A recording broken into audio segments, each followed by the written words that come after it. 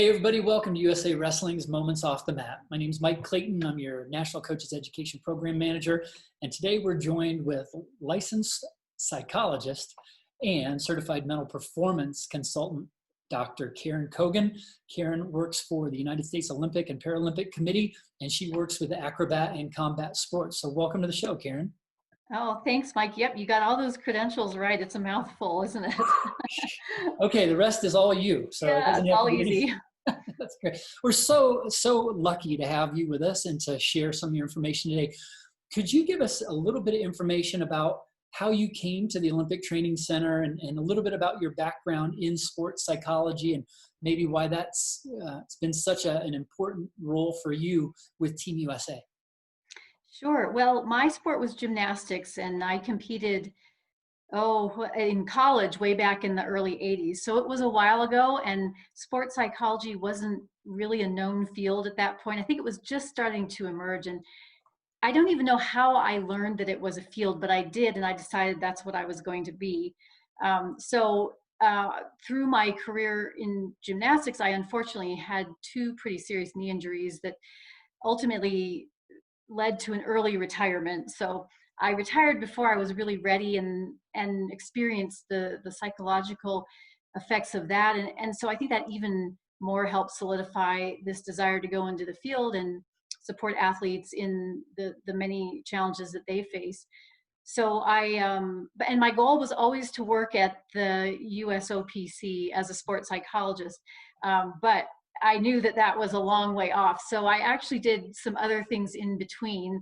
But my degree is in psychology, and my doctoral degree is in psychology. And I also have a master's degree in kinesiology, which had an emphasis in sports psychology. So I kind of came at it from the sports science end of things as well as psychology. And now for 10 years, I've been working at the USOPC for the acrobat and combat sports, doing it full time, and really love what I do. So I get to work with all these amazing athletes and watch them achieve their goals, and sometimes have some disappointments and frustrations.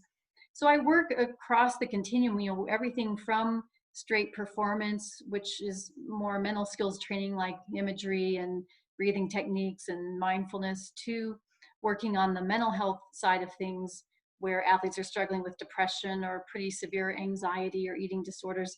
So it kind of runs the gamut there. And really it's because athletes are whole people. It's not just an athlete performing. They have these other things go on in their lives that then become challenges and cause emotional distress. So I do a little bit of all of it along the way. How often do you see that an athlete you work with, and again, they've had an amazing career, right? They're at the Olympic Training Center, so you know that at the junior levels and the Pee Wee levels, they were probably either, if not fairly successful, they had a really good base in the sport and a love for the sport, which helped propel them to where their physicality caught up or their technical skills caught up. But how many of the athletes that you work with, when they come to you, they identify almost solely as just an athlete because of the lifestyle they've lived?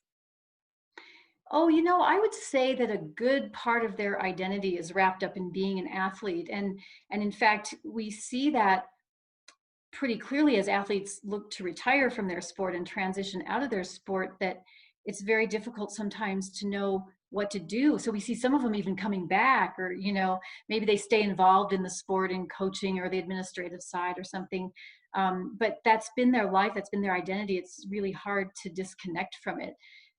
But even those who are currently athletes, sometimes we'll try to talk about, well, there's an end point for everybody. I know maybe you don't want to think about it right now, but there's an end point in sports for everybody. And what do you think you might want to do? Oh, I can't think about that right now. I'm just focused on my training and my competition. And that's fine. A lot of times you have to have that singular focus, but it is hard to shift and look at, okay, what would I do if I didn't have this lifestyle? And it is a very unique lifestyle that our athletes have, the way they train and travel all over the world.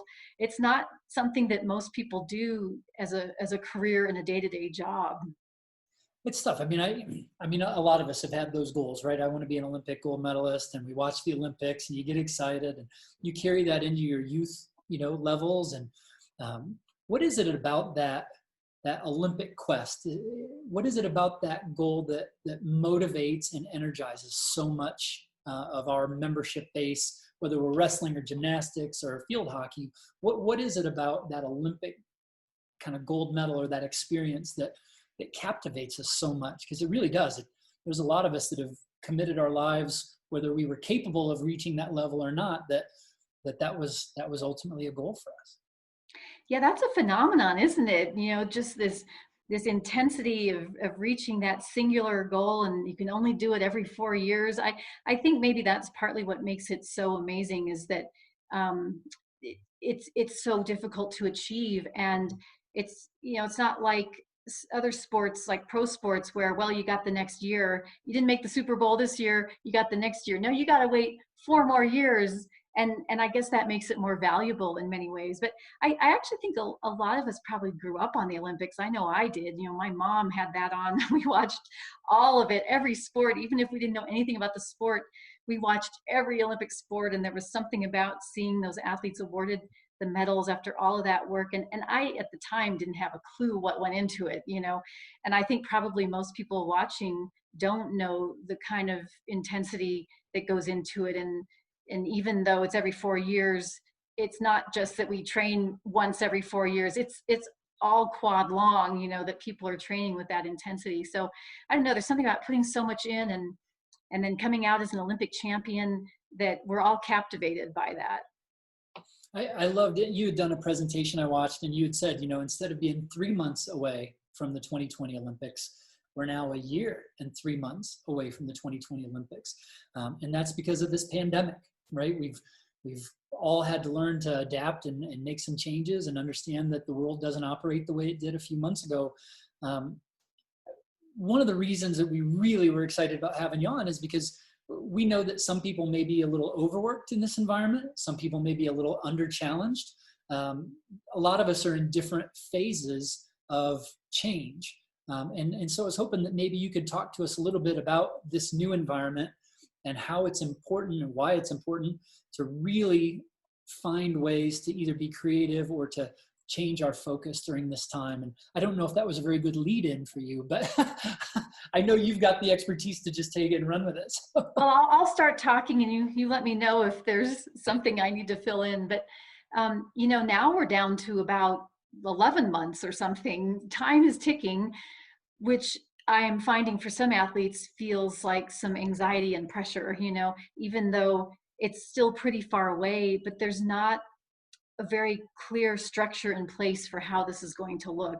Even though a lot of sports are trying to schedule events and, we're looking to the future, it's still very uncertain. As we've learned, anything can happen. So we are under a year out now, but still that is plenty of time. And it is interesting. I think every athlete I talk to is in a slightly different place. Some of them have been very creative about their training and have gone pretty hard in some very unusual ways, and that's great. So they're feeling strong and fit, although getting back into their sport, still are finding that they're sore and things aren't quite the way they were because I don't care how fit you are, if you're not doing your exact sport and the movements that go along with that, your body starts to adjust and it's not used to that. So, some athletes who thought that they were ready to go are finding that, wow, it's a little bit harder than I thought it was going to be. And others really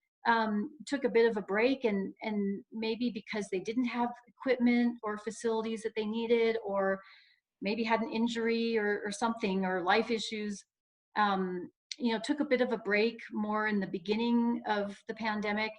And so now I've had that rest and are really motivated, really ready to go. And there's everything in between, just in terms of where athletes are. So I've encouraged athletes to be really kind to themselves and understand that, you did what you had to do along the way. You are where you are now. Let's work with where you are and let's figure out what you want to do now, knowing that we've got 11 months or whatever time frame it is till their next competition. How do we best prepare for that? And the other thing I think that's important to point out is that I haven't talked to any athlete who thinks they're in tip-top shape and they're ready to go and they can compete next month. Like, nobody feels that way. And so everyone thinks they're behind, but really everybody's kind of in the same boat that way. And we're all just piecing it together the best we can. So I know I said this way back at the beginning of the pandemic, the whole world is facing this. We just have to do it better than anybody else. And same thing now coming back. The whole world's not ready, but we just have to be better than everybody else out there, in whatever form that takes. And that's great because we can, right? These are some of the things we can control, whether it's different opportunities, whether it's maybe more mental training. And if I'm a coach or a parent and I don't know much about it, maybe there's some resources some directions where I can go. And I'm sure the internet provides a lot of great resources. What would you recommend to a parent or an athlete or a coach? And maybe they feel like, well, I'm a little uncomfortable with some of these things that I know we could be training during this pandemic. And because I'm comfortable, maybe I'm just going to take a step back and just let this time pass until I can get back into where I feel comfortable, where I feel like I'm in my house. Where are some places or what are some tools that you recommend to coaches and parents that will get them into the things that we can focus on now during this kind of new challenge? Well, a while back, I put together a couple of manuals, mental training manuals. One was on focusing skills. It was 14 days of focus. So the idea behind that was that 2 weeks out from a competition, you start doing these exercises, one per day, and it leads you into your competition so that you're mentally ready to compete. So 14 days of focus. And I have that one in a PDF form that anyone can use. So I'll share that with you. There was another one on mental toughness also. Similar kind of thing, but not so much a 14-day focus, more just general, the concept behind mental toughness, and then exercises that athletes can try to improve mental toughness. So I'll send you that as well. And then finally, I put together a manual on mindfulness training, which I think is so useful, staying present oriented, in the moment, learning to use the breath to bring focus back. So I have a manual on that. So those are things that are free to anybody who you want to share them with. And it's a good start. It's fairly practical, and some guided exercises and worksheets and things like that. So, especially parents who are working with their kids, this would be something that you can do together, and, one exercise a day, and something good to talk about. And I think it brings up some of these ideas that maybe you don't think about. I know we've had a lot of opportunity at the dinner table at night. We've said, like, we're going to eat dinner together. We got craziness going on around us. We're going to have one place where we know we're coming together. And we've had an opportunity to have some great discussions. So I think that's awesome, is to make sure that our communication, right, where are we focusing on how we communicate and how we share our feelings. You had said to the athletes to be good to yourself. I was driving to the training center to help clear out one of our coaches' lockers, and Journey song, Be Good to Yourself, came on.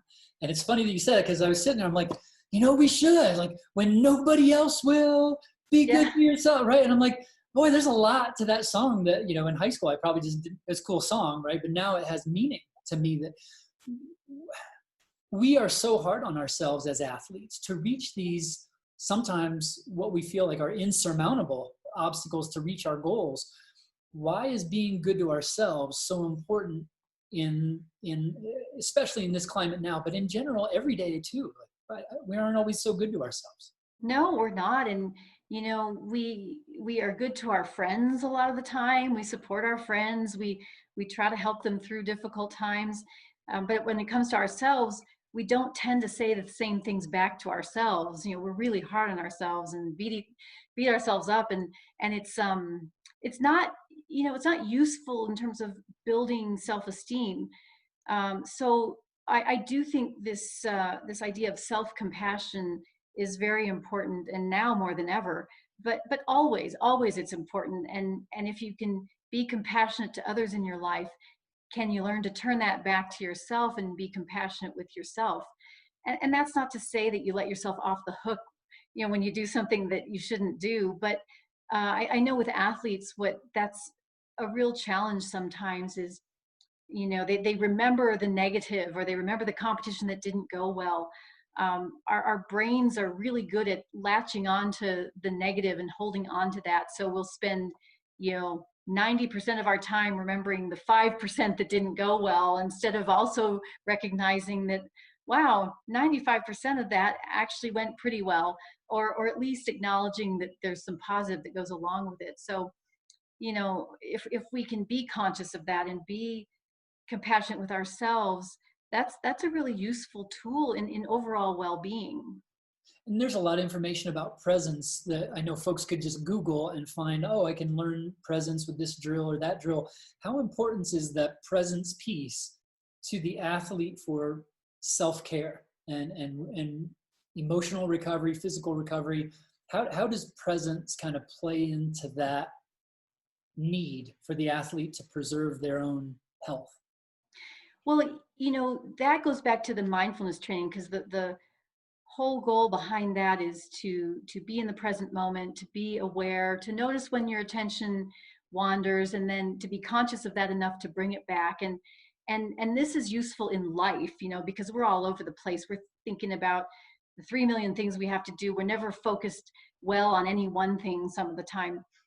So in life, that's useful, but you can also see how useful that is in athletic competition, because when an athlete is out there competing, and with wrestling, it's what, 6 minutes, right? So it seems like a long time when you're out there, but it's really not in the bigger picture of your whole life. But can you stay focused for that amount of time? And can you do it to where when you're out there wrestling, you're super focused, and then you have that break? Okay, so can you physically and mentally relax just a little bit, and then go in with that intense focus? And so you're training yourself to do that. And I think with mindfulness, that's what we're training. We're training the brain to come back to where it needs to be, even though we know it's going to stray. We're training it to notice that and then come back, and notice that and come back, and 100 times if you have to. So it's really relevant for competition, even though it was never designed specifically for sport. We're finding that it's so useful in competition. But then again, athletes are people, so they have their life well-being to be concerned about, and it's really useful there too for us to just, wow, sometimes take a moment and sit back and breathe and just be, because we hardly ever do that. So it's relevant, I think, on a number of different levels for athletes. I love the mindfulness piece, and for me, right, I only know myself. So the way that mindfulness tied together for me was when I read a phrase that in a mindfulness environment, we are non-judgmental. Because we are in the present, we aren't worried about the past, we aren't worried about the future. And it really soaked in. I'm like, because I can be very judgmental, right? If I see a coach doing something and I don't think that's creating a good environment for the athlete, I can be judgy. And I've had to learn how to manage that judgment piece. So for me personally, it was the mindfulness and presence piece was great, because I'm like, oh, like if I'm judging people, then right away I know that I'm not mindful. I am not in the moment. I'm not present, because I'm worried about something else.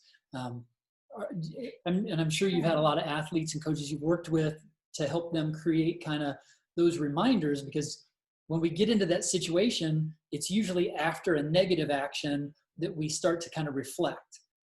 What are some ways we can reflect before we jump in the water and do something maybe we shouldn't have done? What are some things we can do to kind of grasp that mindfulness and that presence in the moment before we make that mistake that, Yeah. might not be good?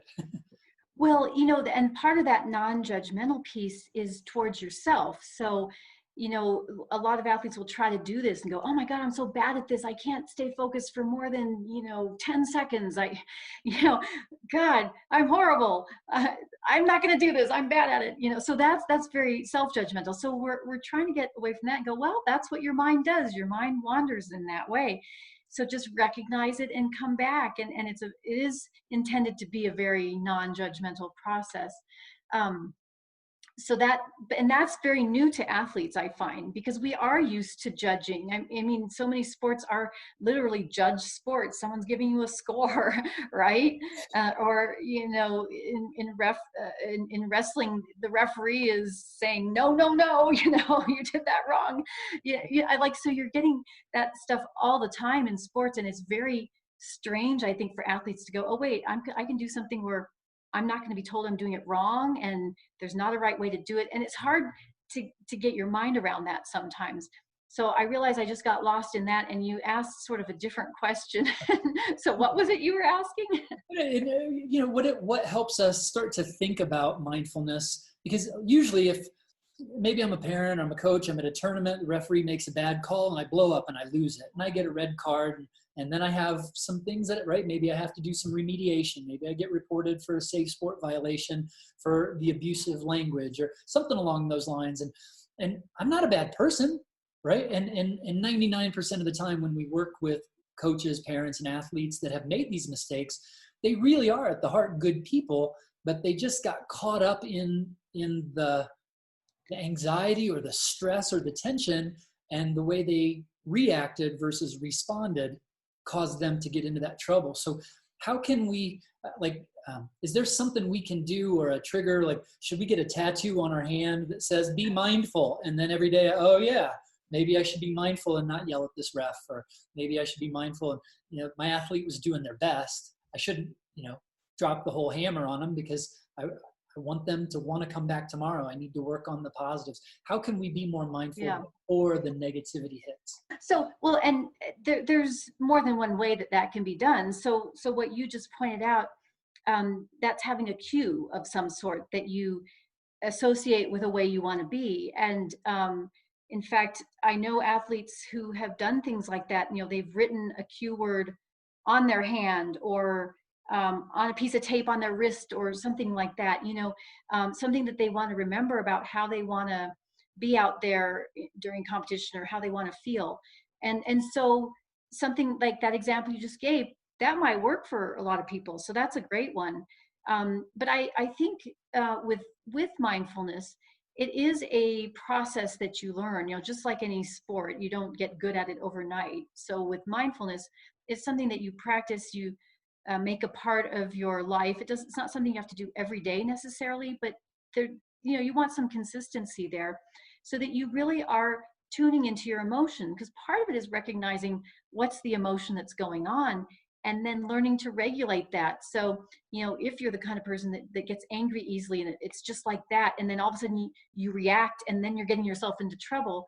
Well, that's where you'd want to learn to notice when that emotion is coming up and go, oh, there that is. I'm starting to get frustrated or angry. And when I do that, it usually doesn't lead anywhere good. So can I take a breath? Can I step back? Can I think about what I'm going to do just momentarily? Is this really what I want to do?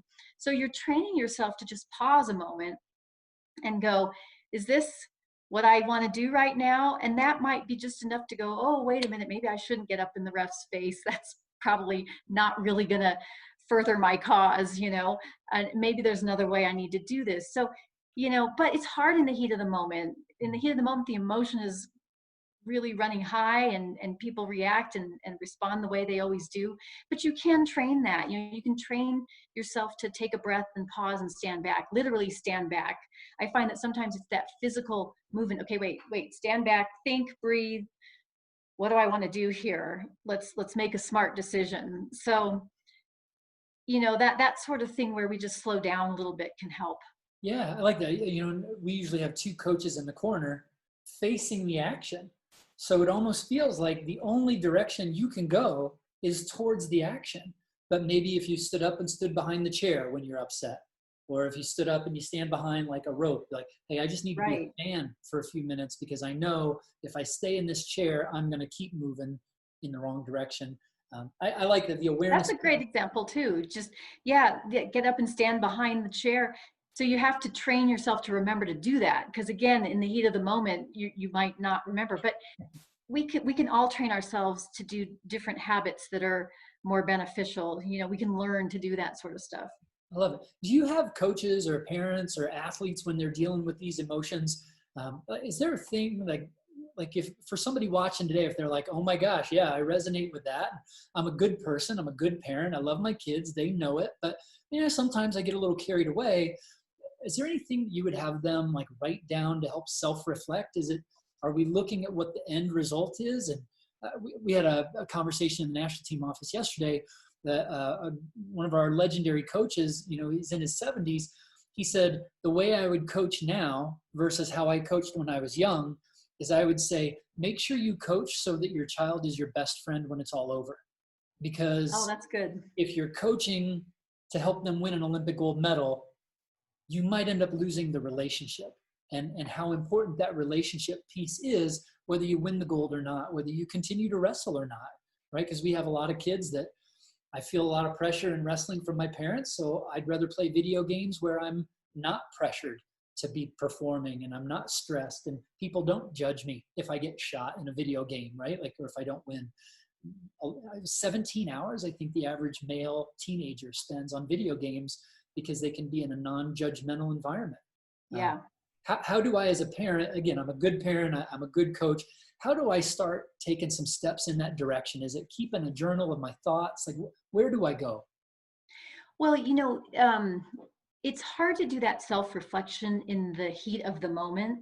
And so that is something that's good to do before those things happen, or if you've noticed that things are happening and maybe you're not responding the way you want to, when it's over, when you have some downtime and you really can sit and reflect. I mean, that is a good point to maybe do some reading on how to be a good sport parent, or how to examine your emotional reactions and have some control over that, or choose different options. That would be the time. And there are a lot of resources, workbooks, things out there where you have those kinds of self-reflection questions and you can think about it, you can journal about it, talk about it, whatever mode is most comfortable for you, but really consider, okay, how do I want to be as a parent? And this is something I ask the athletes. How do you want to look and feel out there? What do you want the world to see when you step out there to compete? And I would say that to parents too. What do you want the world to see in you as a parent when you go there to support your child? Do you want them to see some parent who's yelling and waving their fist and whatever and getting mad at the referee?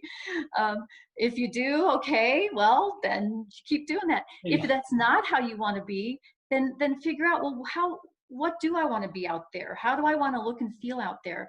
And none of us is perfect. So there are going to be times where no matter how controlled you are, you do things you wish you didn't do. But if you have a bit of a plan that way, or something that's aspirational that you want to work toward, you have a much better shot of making that happen most of the time. So even just starting, right? Maybe I'm not great at it, but if I'm willing to start, I can go to Barnes and Noble, I can go on Amazon, type in self-reflection or mindfulness or, parenting a sport. I'm sure a lot of resources probably pop up for folks. Yeah, and I can send along a few ideas for you too that you can share with everybody. There is a lot out there, some of it probably better than others, but honestly, if you're just thinking about this stuff in some way, that is better than doing nothing. I mean, it shows that willingness to try to be the best parent or the best person you can be out there. That's awesome. How is this new COVID environment, how has this changed your perception of our athletes or our coaches or our teams? Because I know you work with the teams and the coaches and athletes individually as well, but I know you work with that team group. How has it been since March for you? What are you seeing a lot of, and how do you kind of start these folks on that, whether it's recovery or rejuvenation? What have you noticed the most in the last several months? Well, I haven't seen a single athlete in person since March, which is very strange for me. And I've always done sort of a hybrid of this. I will work in person with athletes who are there at the training center, if I'm traveling to a competition, and then we'll do some phone or video for those who aren't there. So it's always been a combination, but now it's been 100% this kind of thing, and as most of us are doing, which is difficult because I find that the in-person interaction is so important in what I do with athletes, and most people are more comfortable with that. So that's been a bit of an adjustment, but you know, everybody has risen to the occasion. We've all made the adjustment. We did it pretty quickly too. And so now this is how I meet with athletes for the time being. Um, and, and that is, I guess, one thing that has impressed me is the ability to make that quick adjustment as needed and to be resilient and to bounce back. Coaches and athletes, I know when the whole shutdown happened, I think the next week wrestling was getting these team calls going, these team Zoom calls, and I was involved in those. I mean, without missing a beat almost. Let's get everyone together. Let's keep everybody connected, and you know, that's evolved over time to meet the needs of everybody as things have changed related to training and practice. But you know, so I've seen coaches and sports just bend over backwards to make it work somehow. And all these creative solutions, the things we're doing now that we never would have thought to do before, like we're just doing it because we have to. We're going to make it work, and that's just I think that's why our athletes are successful, because they've got that fighting spirit in them. Almost no matter what, you're going to find a workaround.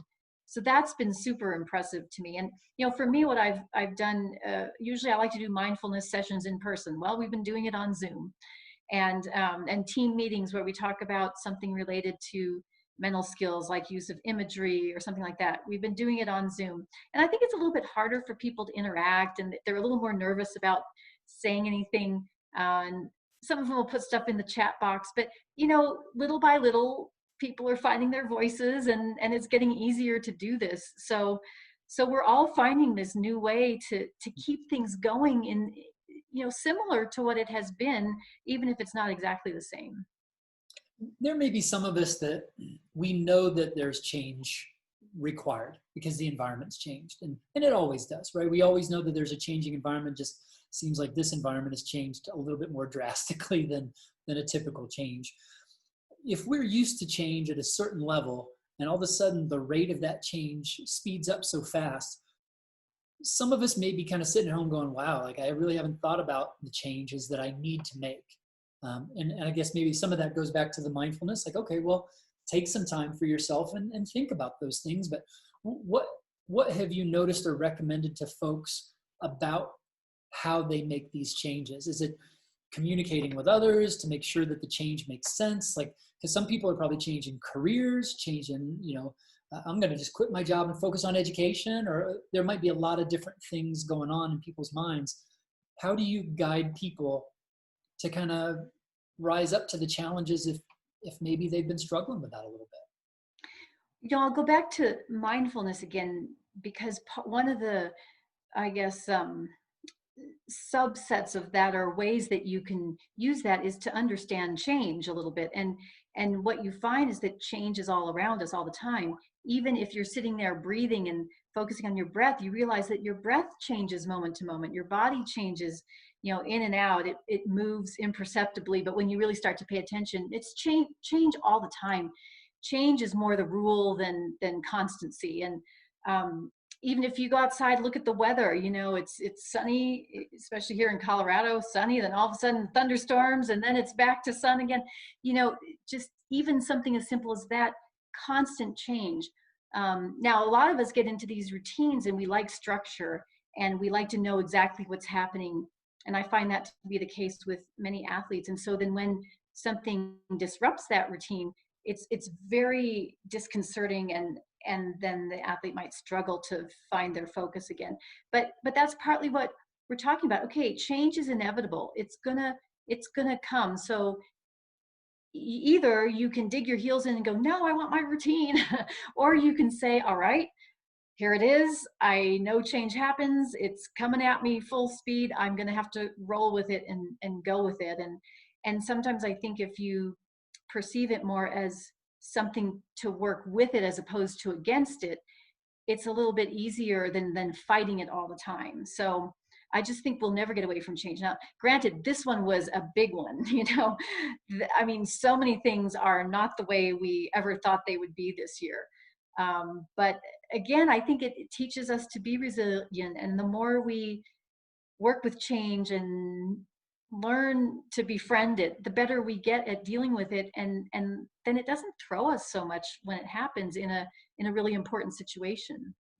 And that's the key, right? Is maybe even understanding the situation. Like, okay, is this a life or death situation? What's the energy level of this emotion that I'm feeling right now? And is it positive or negative? I was just reading that yesterday where they said literally, what's the energy level of your emotion? And is it a positive emotion or a negative? And then you could create like a 4-square chart and be like, oh, this is high emotion and high anxiety, right? And you're like, oh gosh, well, that's bad and bad. I better find a way to calm it down. Or well, this is high energy, but in a really good way. And that could be, love for your family or love for, friends or the sport. So it's always kind of interesting to think, but literally we can take the stressors in our life and break them down into their parts to better understand it. You had said in your video several months ago, maybe now the short-term goals are more important because we may not have a lot of control over what that long-term goal is, right? We don't know if they're going to have the Olympics. We've got the dates, everything's good.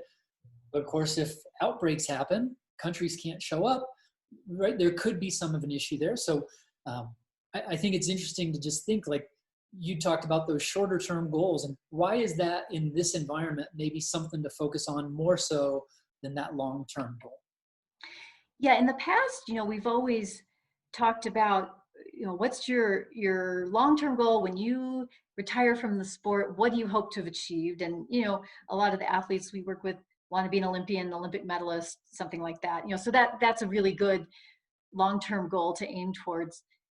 But even with that, you can't be here today and decide you're going to get there in a year without doing a lot of things in between. And so that's where we have a lot of the stepping stones and the short-term goals.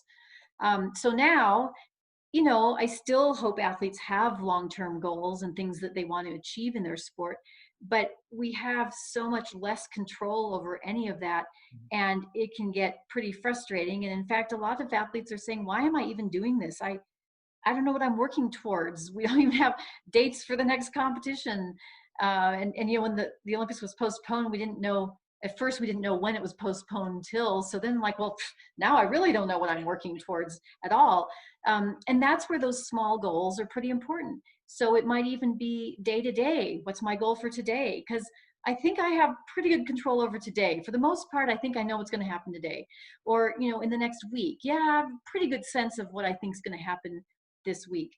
And then you can set up some realistic goals and things to achieve, and it helps, gives you something to work toward.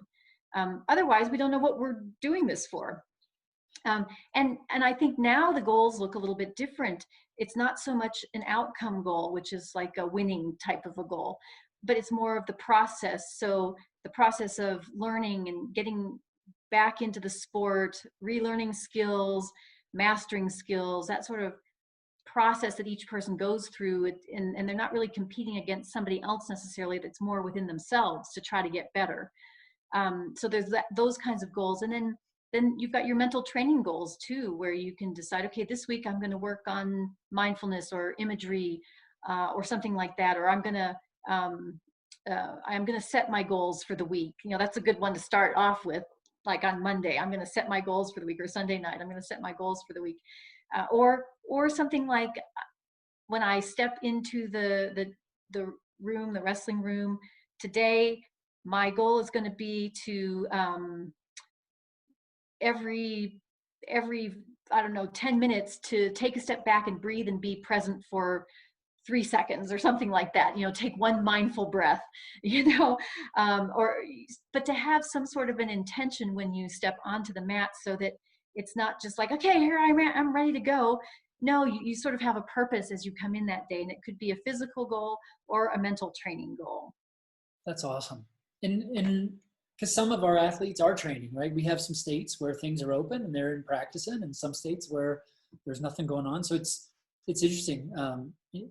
This is the problem when I talk to you. I get so many ideas of things I need to be doing.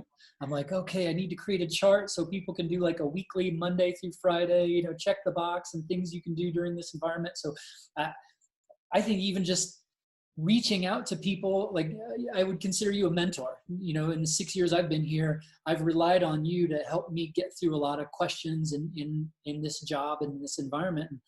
So just reaching out to you, I feel a little bit more maybe at ease, or a little bit more like, Yeah. hey, things are okay. And there's some control in the environment. There's some good advice from someone that you trust. Who do we reach Good. Well, out I'm glad. you hit on the entourage piece in your earlier, the people that are around us, how important their support is for us. And we were discussing before the call, those 5 people that we kind of are the average of, are the people that are around us the most. How important is that entourage piece right now in a limited contact world? Because, you know, like in my life, it's me, it's the dog, it's my wife, it's our daughter. And once in a while, like my buddy I ride motorcycles with. So that's like my 5 right now. And I know how influential those people are in my life, but there really isn't a whole lot of outside influence unless I make that effort to reach out. So I guess maybe that's the question is, how do we create the entourage? How do we make sure we've got the right people following us in order to help us get where we want to go? Yeah, I'm sure you've heard the saying that, well, you don't choose your family, but you choose your friends. So, you know, you're born into the family, and sometimes that's a good thing, and sometimes not so much. And so we want to be consciously choosing people that are good for us, people who support us, have our best interests in mind, people we trust, you know, but also people who will challenge us, you know, not just if we're doing something wrong or saying something wrong, they go, oh, yes, yes, yes. You know, no, they're going to challenge you, go, wait a minute, you know, that's not quite right, you know, but in a way that's supportive. So, you know, you want those people around you. And, you know, different people have a different need for how many that's going to be. So it could be just a few really close, trustworthy people, or it could be a larger group. And I know when I've talked in past interviews about the entourage, we're often talking about the sport entourage. So the coaches, the staff in the sport, you know, the people that are making it happen for the athletes, and, you know, making sure that those people are, you're having good communication with them, letting them know what you need. There's back and forth, like they're going to tell you what they need to, but that all of that stuff stays open, and maybe, you know, over communicating at the risk of under communicating, especially now when we don't have those just meetings in the hallway that where we could clear up a couple of things, you know, like now we really have to over communicate. And I think that's important. And then when something starts to not go right, can we talk about that rather than making assumptions? I find so many times when you have the conversation, you realize, no, the other person wasn't trying to do anything that was harmful. It just, it got totally misinterpreted. And so that's important to do too along the way before things get out of hand. That's I can relate to that. I'm sure we can all relate to those moments where we've probably let things get out of hand that didn't need to. Um, Certainly maybe more alert and aware of our threats in this environment. Is that fair? Because we're always right. We're always trying to figure out what the next threat is. Here, it's just a global pandemic that we don't know when the end is. I mean, that's a lot to try to process in a brain that's looking to try to process what those threats are. The pandemic, in my mind, takes on a whole new meaning when it comes to the word threat, because we're talking, you know, life threatening literally. And for athletes, we tend to more feel threatened by an opponent, or you know, super intense competition that feels really scary and important. And so, not to minimize those things, because those are important in the lives of athletes when they've worked their whole career to get somewhere.